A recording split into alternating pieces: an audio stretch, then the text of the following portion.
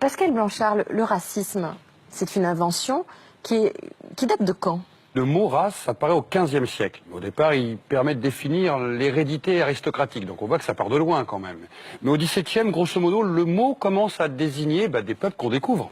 C'est le moment où on commence, en prenant des bateaux, à rencontrer des peuples qui ne nous ressemblent pas. Donc on commence à se dire, on va faire une cartographie, à la fois bien sûr des animaux qu'on découvre, des plantes, puis des peuples. C'était la grande mode en plus de tout acter Oui, au parce niveau que des plantes et des animaux. La plupart des gens restent ici, ils ne vont pas là-bas. Donc tout le monde n'était pas dans le bateau avec Christophe Colomb. Donc il fallait bien ramener, on a trouvé 1000 plantes merveilleuses, des animaux incroyables, donc on les ramène, on les met sur les étagères, on en fait des cabinets de curiosité, et on fait aussi des cabinets de curiosité avec les hommes, et on leur donne des noms. Au XVIIIe, tout ça va commencer à se théoriser progressivement à travers les anthropologues, les savants, qui vont commencer à nous faire des théories. Il faut expliquer, par exemple, un sujet incroyable, les Indiens ont-ils une âme? Parce que s'ils ont une âme, on ne peut pas les mettre en esclavage. S'ils en ont pas, ils peuvent devenir esclaves. On décide en 1550 qu'ils ont une âme. Donc on a fait venir les Noirs qui, eux, n'en ont pas. Mais qui a décidé que les Noirs n'avaient pas d'âme? Le pape. Valladolid, il y a cette célèbre controverse. Las Casas, c'est un débat. Ont-ils une âme? Mais ce ont-ils une âme décide qu'à le destin d'à peu près 50 millions d'hommes. À la fin du 18e, grosso modo, on commence à les hiérarchiser. Alors on fait des études sur les crânes. Quand ça marche plus, qu'on découvre que les crânes asiatiques sont plus volumineux que les crânes des blancs, on fait plus de théories sur les crânes, plus de théories sur la couleur de la peau. Et on est bien d'accord que comme ce sont des occidentaux, plutôt blancs, qui ont déterminé tous ces signes. On met plutôt le blanc au-dessus, oui, c'est plus facile. C'est rare de se mettre en bas soi-même d'une pile. Ce qui va se changer avec les racistes, c'est qu'on est esclave quand on est noir. Ce n'est plus le rapport au père et à la mère, c'est le rapport à la race. Celui qui naît avec une couleur a un destin. Et c'est cette couleur qui aurait un destin dans l'histoire de l'humanité. Et le code noir, par exemple, qui va vraiment promulguer ça, quasi écrit noir sur blanc. En 1785, le noir est un bien meuble. Le noir est un bien meuble, il peut être commercé, échangé, vendu, et il doit servir le blanc. Alors, jusque-là, on est on va dire, dans un racisme assez élitiste. Oui. Qu'est-ce qui a fait que le racisme est devenu populaire? On va dire qu'au 19e siècle, c'est la rencontre avec cet autre, justement. Mais comme par enchantement, cet autre, on ne le rencontre pas au coin de la rue. Oui, les gens voyageaient pas. Non, très peu de Français ont pris des bateaux allemands ou italiens, aller au bout du monde. Donc on va faire l'inverse. On va les faire venir en Occident. Et on va inventer des spectacles anthropologiques.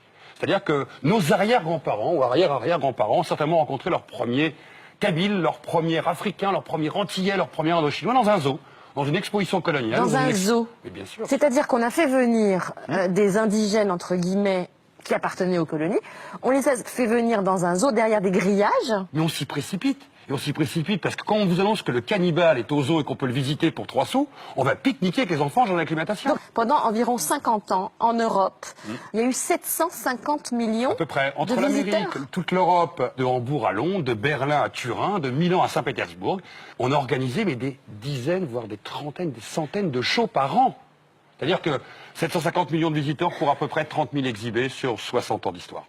Et donc, au départ, qui étaient ces gens-là? Qui étaient ces indigènes? Qu'est-ce qu'on leur disait pour les faire venir? Alors, au début, on en a capturé certains, et puis petit à petit, on se rend compte d'une chose. Comme le sauvage n'existe pas, pour qu'ils soient de bons sauvages, autant les payer. Comme ça, on est tranquille. Ils vont bien grogner, ils vont manger la viande crue, ils vont se mettre en spectacle, parce qu'il y avait des fois 8 ou 9 représentations par jour. Le soir, ils allaient aux Folies Bergères, au Casino de Paris. Et le matin, il fallait qu'ils soient mesurés par les savants. Donc autant qu'ils soient des professionnels. Bien entendu, on reconstituait leur univers. Point d'eau, autruche, girafe, hutte. Et donc la meilleure façon d'avoir un sauvage, c'est de lui dire, tu gagnes tant, grogne bien. Mais nous, le petit blanc, qui allons voir ça, on a 8-10 ans, quand on a vu le cannibale au zoo, mais on y croit. Et ça marche. Mais c'était pas que des comédiens, il y avait aussi des Français colonisés, je pense, des Kanaks. Et les Kanaks, les arrière-grands-parents de Carambeu, qui en 31 sont venus à Paris en pensant représenter leur peuple et la Nouvelle-Calédonie à Paris pour la grande exposition coloniale, et qui se sont retrouvés dans un spectacle au jardin d'acclimatation dont le titre était Cannibale. Vous connaissez l'histoire des os humains? Non. C'est fou, hein? C'est un peu normal, elle est tellement dérangeante. Parce que c'est pas vouloir expliquer qu'on a construit des ponts, des hôpitaux, des routes pour aller aux colonies, qu'on a sauvé des petits Africains de la famine certaine. Mais là, on est confronté à quelque chose de violent qui s'est passé ici, qui a fabriqué notre regard. Et quand on réfléchit, qu'on se dit, alors ça veut dire que nos arrière-arrière-grands-parents et arrière-parents ont certainement connu leur premier autre dans ces mondes-là, un monde fabriqué. Et là, en plus, on devenait raciste sans le savoir en pique-niquant. Oui, sans le savoir. Ce qui vaut bien que le raciste ne passe pas toujours, en termes d'idéologie, par des actes violents. Il peut rentrer d'une manière extrêmement naturelle, presque dans le ludique, dans le jeu, dans le divertissement.